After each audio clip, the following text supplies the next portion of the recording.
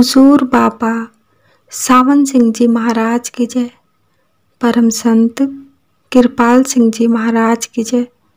परम संत कृपाल सिंह जी महाराज जी के दिल में बचपन से ही इंसानियत की सेवा बस चुकी थी। 1911 में हाई स्कूल की पढ़ाई ख़त्म करके आगे पढ़ना चाहते थे, मगर पिताजी परिवार के हालात को देखते हुए महाराज जी को आगे ना पढ़ा सके। फिर महाराज जी को नौकरी करनी पड़ी ताकि घरेलू खर्च में मदद हो सके। ये वक्त महाराज जी की ज़िंदगी का सबसे अहम और मुश्किल वक्त था। अब क्या करते? बाहर चले जाते और एकांत जगह में प्रभु की याद में बैठ जाते। उस वक्त महाराज जी को ऐसे हालात अंतर में नज़र आते थे कि दुनिया उनके पाँव के नीचे आंखें बिछा रही है। इस दौरान महाराज जी ने फैसला कर लिया कि परमात्मा पहले और दुनिया बाद में। इस फैसले को सामने रखकर जिंदगी गुजारी। तकरीबन 8 दिन ऐसे गुजरे, ना तो कुछ खाया और ना ही पानी पिया। 7वीं जमात से ही नींद उड़ गई थी। बाहर दुनियावी चीज़ों से हटाकर अंतरी दुनिया में प्रवेश करते रहे और अंतरी दुनिया में बहुत खुशी और शांति मिलती थी। ये 1913-14 का जिक्र है। 1913-14 में महाराज जी को मुकम्मल अंतररसाई हासिल थी। बेशक कभी हुजूर से मिलाप नहीं हुआ था। महाराज जी का स्वभाव अलहैदगी पसंद था, अपनी मस्ती में ही रहते थे। जब उनकी शादी की रस्म अदा करने का वक्त आया कृष्णावंती जी से, तो उन्होंने रस्म निभाई जैसे कि उनके दिल पर कोई असर ही नहीं होता। शुरू से ही महाराज जी ने कृष्णावंती जी को बता दिया था कि उनके सामने बहुत ज़रूरी काम करने को है जिसे वो छोड़ नहीं सकते। आप इस रास्ते में मेरा साथ दें क्योंकि हम एक दूसरे के साथी हैं। इसके एवज़ में मैं आपकी तमन्ना को पूरी कर सकूंगा। बेशक ये जायज़ नहीं है, मगर शादी एक ऊंचे इख्लाफ से ताल्लुक़ रखती है। दिन गुजरते गए। कृष्णावंती जी के दिल में महाराज जी की इज्जत बढ़ती गई। अपनी ज़िंदगी के साथी को भरोसे में लेकर अपनी ज़िंदगी का राज जो पोशीदा था महाराज जी ने उनको बता दिया और कहा कि मैं हर रोज़ जिस्म छोड़कर ऊपर रूहानी मंडलों में चला जाता हूँ अपनी मर्जी से। ये मैं बचपन से ही करता चला आ रहा हूँ। किसी को इस बारे में खबर नहीं है। कई घंटे मैं समाधि में रहता हूँ। अगर कहीं आप मुश्किल में महसूस करो तो जिस्म में वापस लाने की विधि भी उनको समझा दी। एक दिन महाराज जी अपने कमरे में थे, भजन में बैठे थे। उनके बड़े भाई जोध सिंह जी आ गए कुछ दोस्तों के साथ। कृष्णावंती जी रसोई में थी जो मकान के पिछले हिस्से में था। मेन डोर बंद करना भूल गई थी तो जोध सिंह जी दरवाज़ा खुला देखकर कमरे में आ गए। उन्होंने महाराज जी को एक डेड बॉडी की शक्ल में देखकर घबरा गए क्योंकि जिस्म बर्फ़ की तरह ठंडा हो चुका था। कृष्णावंती जी जोध सिंह के आने की आहट को सुनते ही घबरा कर महाराज जी के कमरे में आ गई। वह डर गई कि महाराज जी के पोशीदे राज का इनको पता चल गया। वो चिल्ला उठी कि आप महाराज कृपाल सिंह जी को डिस्टर्ब ना करें। जोध सिंह जी पागल हो चुके थे महाराज जी की हालत को देखकर। कृष्णावंती जी पर टूट पड़े कि तू देख नहीं रही कि ये मर चुका है। फिर कृष्णावंती जी के पास और कोई चारा ना था। कृष्णावंती जी ने नाड़ी दबाकर कृपाल सिंह जी महाराज जी को उठा दिया। जोत सिंह जी देखकर हैरान हो गए, जबकि महाराज कृपाल सिंह जी उन्हें देखकर मुस्कुरा रहे थे। दिन गुजरते गए।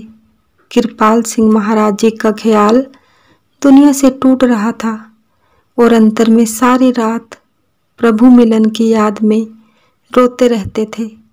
यहाँ तक कि उनका सिरहाना आंसुओं से तरबतर रहता था। महाराज जी फरमाया करते थे कि कौन इतना रोया होगा जितना कि मैं रोया हूँ। दिन गुजरते गए और कृपाल सिंह जी महाराज अंधेरे में फूल की तरह चमकते रहे। बड़ी सादा जिंदगी थी।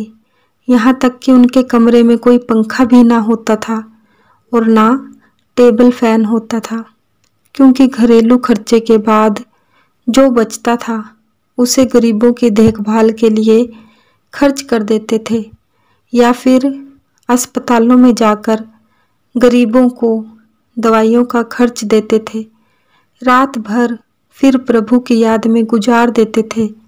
महाराज जी दफ्तर से फारिग होकर रेलवे स्टेशन पर चले जाते थे। बेसहारा मुसाफिरों और बूढ़े बुजुर्गों को देखकर उनकी मदद करते, उनका सामान उठाकर इधर उधर रखते बगैर किसी मजदूरी के। वो पूछते, आप ये क्यों कर रहे हो? उनका यही जवाब था कि अगर कोई प्रभु से प्यार करता है तो उसकी कायनात से भी उसका प्यार होगा। प्यार देना जानता है।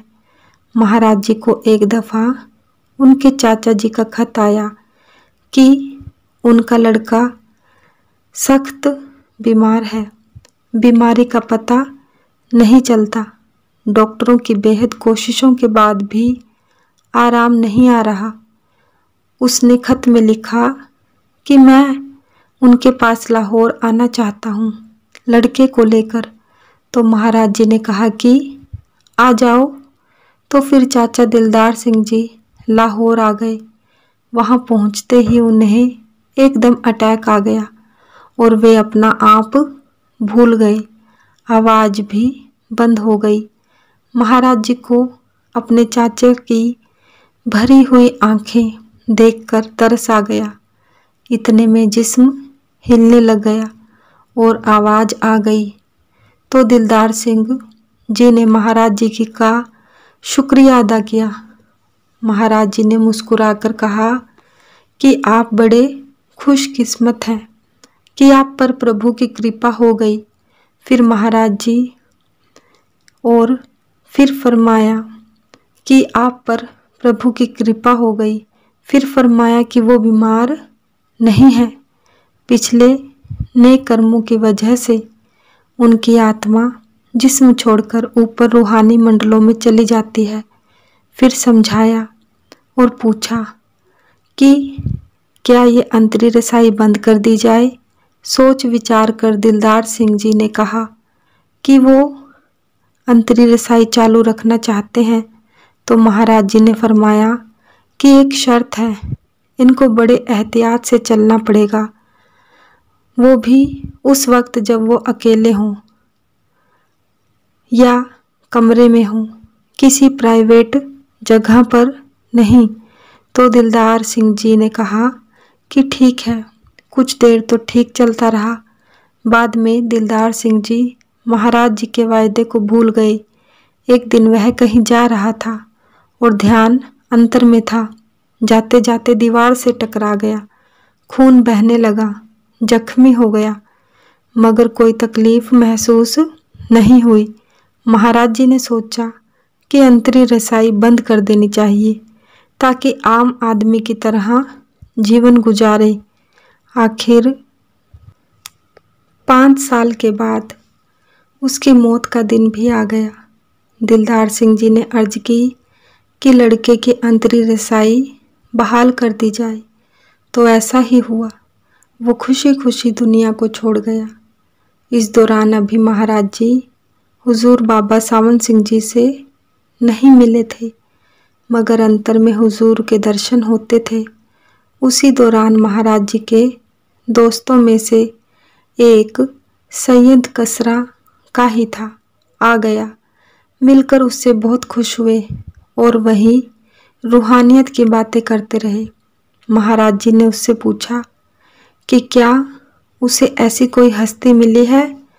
उस आदमी का नाम बेअंत सिंह था। जवाब मिला कि एक हस्ती मिली है, वो पूर्ण है। महाराज जी ने पूछा कि आपको कैसे विश्वास है कि वो पूर्ण है। उसने बताया कि उस हस्ती का नाम हुजूर बाबा सावन सिंह जी है। बेअंत सिंह जी के पास हुजूर बाबा सावन सिंह जी का फोटो नहीं था, तो महाराज जी ने इन बातों में ध्यान ना दिया और बातों को टाल मटोल कर दिया। आखिर वो मिलाप का दिन भी आ गया। 1924 जनवरी का महीना था। सर्दी जोरों पर थी। महाराज जी दरिया के किनारे बैठ जाया करते थे। दरिया की रवानगी देखते रहते। फिर ब्यास दरिया देखने के लिए आ गए। स्टेशन पर आए। पता चला कि दरिया के किनारे एक महात्मा भी रहते हैं, तो दर्शनों के लिए चले गए।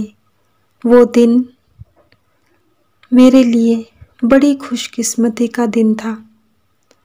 आगे डेरे गए तो वहाँ दरबान मिला। मैंने पूछा कि मैं महात्मा जी से मिल सकता हूँ। दरबान ने कहा कि वो खाना खा रहे हैं। ये इंतज़ार बड़ा कठिन था। महाराज जी खड़े रहे। आखिर थोड़ी देर बाद वही हस्ती हुजूर बाबा सावन सिंह जी, जो 7 साल से अंतर में आते थे, सामने आ गए। पूछा कि हुजूर इतनी देर क्यों की। हुजूर ने फरमाया कि भाई यही वक्त मुनासिब था। पहली बार हुजूर के अंतर में दर्शन हुए थे। वो बसंत पंचमी का दिन था 1917 में, जब महाराज जी को अंतर में दर्शन हुए थे, तो वो भी बसंत पंचमी का ही दिन था। हुजूर मुस्कुराए महाराज जी को देखकर। ये था हुजूर का प्यार, जो 1917 से अंतर में मिलता रहा, आज बाहर सामने आ गया। महाराज जी का प्याला खुशी से भर गया था।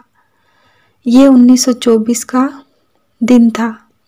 महाराज कृपाल सिंह जी का दिन सुबह सवेरे 3 बजे शुरू होता था। 3 बजे उठकर 9 बजे भजन पर बैठते थे। अपनी पत्नी से कहा हुआ था कि मुझे सुबह 9 बजे से पहले कभी भी डिस्टर्ब ना करें और मेरा नाश्ता सुबह 9 बजे दरवाजे के बाहर रख दिया करो। सुबह 9 बजे नहा धोकर साइकिल पर सवार होकर 10 बजे दफ्तर पहुंच जाते थे। शाम के 6 बजे तक दफ्तर में काम करते। बाद में रोज़मर्रा के मुताबिक गरीबों और बीमारों से मिलने का काम शुरू हो जाता। रात को घर आकर कृष्णावंती जी के साथ कुछ वक्त गुजारते। घर के कामकाज के बारे में सलाह मशवरा देते। इसके बाद घर के कामकाज से फुर्सत पाकर 3-4 घंटे के लिए अंतर में चले जाते भजन सिमरन के लिए। दोबारा फिर कृष्णावंती जी खाने की प्लेट महाराज जी के कमरे के बाहर रख देती। खाना खाकर 2 घंटे आराम करते। उसके बाद दरिया के पानी में जाकर प्रभु की याद में पत्थर पर बैठ जाते। बाकी वक्त गुजारते। कई दफ़ा वहाँ पुलिस वाले भी आ जाते। उनको फरमाते कि भाई प्रभु की याद में बैठा हूँ और आप भी मेरे साथ बैठ सकते हैं। इस एकांत में बैठकर पुलिस वाले भी प्रभु के अंतरी गीत को सुनने लग गए। महाराज जी ने पुलिस वालों को समझाया कि ऐसे भजन किया करो, फिर किसी ने वहाँ महाराज जी को तंग नहीं किया। परम संत कृपाल सिंह जी महाराज की जय। हुजूर बाबा सावन सिंह जी महाराज की जय। सतगुरु तेरा ही आसरा, सतगुरु तेरा ही आसरा। जय गुरुदेव, जय गुरुदेव।